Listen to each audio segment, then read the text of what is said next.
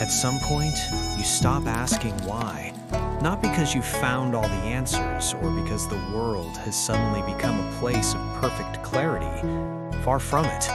The confusion still lingers, a low hum beneath the surface of your days. You still wake up some mornings with a sense of disorientation, as if you've been dropped into a life that isn't quite yours, scanning a crowded subway car and feeling an invisible wall between you and everyone else. The weariness is a familiar coat you wear, heavy on your shoulders.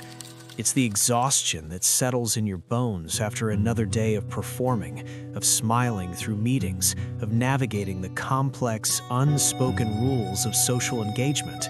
It's the emptiness that echoes in your quiet apartment late at night when the city lights paint sterile patterns on your walls and the glow of your screen is your only companion.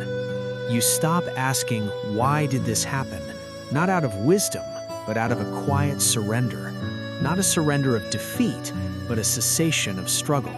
You simply stop resisting the current. You've pushed against the relentless flow for so long, trying to steer your life toward a pre-drawn map, only to find yourself battered and breathless. Now, you begin to learn something profoundly difficult, something that feels like letting go of a rope you've been clinging to for dear life. You learn acceptance. It doesn't arrive like a sudden epiphany, a flash of lightning that illuminates everything. It seeps in slowly, like the tide coming in on a quiet, overcast beach, gradually covering the sharp rocks and jagged edges until the landscape is softer, smoother, more subdued. Acceptance is not resignation. It is not giving up on the life you want, nor is it a passive surrender to fate. It is not the quiet death of your ambition. It's an act of profound. At some point, you stop asking why. Not because you've found all the answers or because the world has suddenly become a place of perfect clarity. Far from it. The confusion still lingers, a low hum beneath the surface of your days. You still wake up some mornings with a sense of disorientation, as if you've been dropped into a life that isn't quite yours, scanning a crowded subway car and feeling an invisible wall between you and everyone else. The weariness is a familiar coat you wear, heavy on your shoulders. It's the exhaustion that settles in your bones after another day of performing, of smiling through meetings, of navigating the complex, unspoken rules of social engagement. It's the emptiness that echoes in your quiet apartment late at night when the city lights paint sterile patterns on your walls and the glow of your screen is your only companion.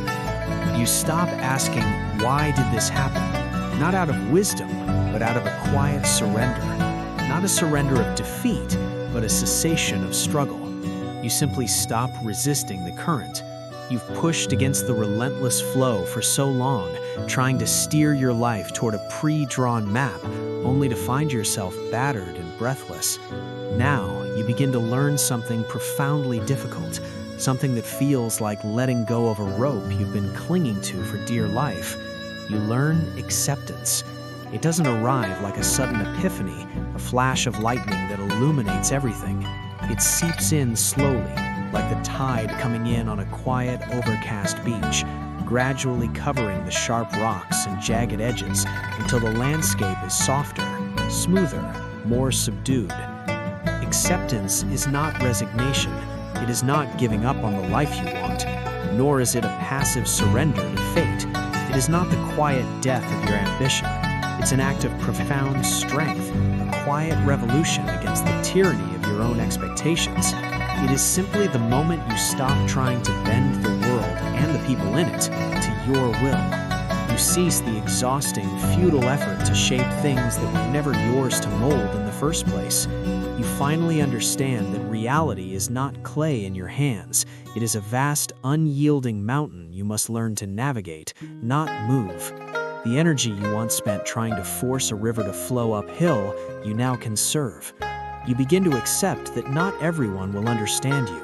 You could spend a lifetime explaining the intricate map of your inner world, the logic behind your choices, the silent battles you fight each day, and some people will still only see the surface. They will project their own fears, their own stories, their own limitations onto you. and that is okay. You no longer feel the frantic need to justify your existence, to hand out annotated guides to your soul. You accept that some relationships, no matter how much love and effort you pour into them, cannot be sustained. They have their season, and like all seasons, they come to an end. It isn't a failure, it is a natural cycle.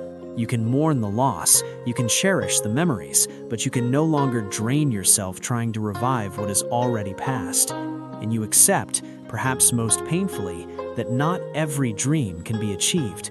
Some ships were never meant to reach your shore. Some paths, no matter how intensely you desired them, were not meant for you to walk. This isn't a tragedy, it's just life in all its imperfect, unpredictable, and sometimes disappointing truth. Gradually, almost without noticing, you begin to let go. You release your white-knuckled grip on the unrealistic expectations you've carried like a crushing weight. The expectation that you should have it all figured out by a certain age. The expectation that happiness is a permanent state of being, rather than a fleeting, precious visitor. The expectation that you must always be productive, always be striving, always be more. You let go of the exhausting, soul-crushing performance of trying to please everyone. You stop contorting yourself into a version of you that is more palatable, more agreeable, more convenient for others. You realize that the applause of the crowd is a hollow sound if it comes at the cost of your own authenticity. Your energy is a finite, precious resource, and you can no longer afford to spend it on winning the approval of people who are merely passing through your life. You let go of the corrosive habit of comparison. You stop scrolling through the curated highlight reels of other people's lives and feeling a familiar pang of inadequacy. You understand that you are only seeing a sliver of their reality, a carefully edited frame, while you are intimately acquainted with the messy, unedited, behind-the-scenes footage of your own. The constant measuring of your progress against someone else's is a race with no finish line and no prize, only a perpetual sense of being behind. And you finally let go of the haunting questions that begin with, what if? What if I had taken that job? What if I had said yes? What if I had been braver? These questions are ghosts that offer no comfort, only chains that bind you to a past that cannot be changed. It is not because you no longer care about your past or your future. It's because you have finally, deeply understood that your energy is limited. It is a sacred well, and you must choose with intention where to draw from it. You choose to water the garden of your present, not the desert of your regrets. And so you start living more slowly. The frantic pace begins to fall away, replaced by a more deliberate, more mindful rhythm. You start to sleep more soundly, your mind less of a chaotic storm of anxieties and to-do lists. The rest feels earned and deep. You begin to listen to your body, not as a machine to be pushed to its limits, but as a wise and sensitive companion. You heed its whispers of tiredness, its requests for stillness, its need for nourishment. You learn to honor its limits and appreciate its resilience. Joy is no longer a loud, performative spectacle. It's no longer found in grand achievements or external validation. It has become quieter, softer, more intimate. It now comes from the simplest of things, moments you might have previously rushed past without a second glance. It's the profound peace of a quiet morning, the steam rising from a cup of coffee as the world outside slowly awakens. It's the simple pleasure of a meal eaten without rushing, savoring each flavor without the distraction of a screen or the pressure of the next task. It's the deep restorative relief of a day where you don't have to prove anything to anyone, not even yourself. A day where you can just be. A day where your worth is not measured by your productivity or your accomplishments, but the simple, miraculous fact of your own breath. These small, quiet joys become anchors in the swirling currents of modern life, holding you steady. Maturity, you realize, is not about having all the answers. It is not about reaching a mythical summit where all of life's mysteries are revealed. It is not a destination of complete knowledge or unshakable confidence.